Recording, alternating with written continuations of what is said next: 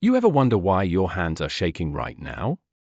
That's not fear. Well, okay, it is fear, but biologically, it's adrenaline. Your adrenal glands just dumped everything they've got into your bloodstream like it's Black Friday at a hormone outlet mall. Your pupils? Fully dilated. Trying to suck in every photon like your life depends on it.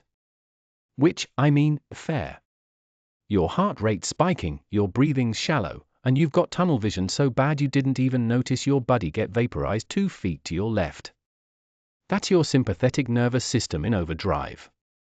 It's basically your body yelling, run!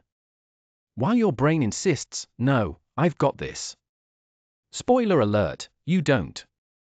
And that shaky, almost about to hurl feeling? That's your vagus nerve getting overwhelmed. It's like a fire alarm going off during a pop quiz. You can't think straight, but you also can't leave. Meanwhile, I'm calm. Why? Because I had complex carbs, 8 hours of sleep, and a basic understanding of neurotransmitter regulation. You're out here running on caffeine and bravado. Your serotonin's crashing faster than your aim.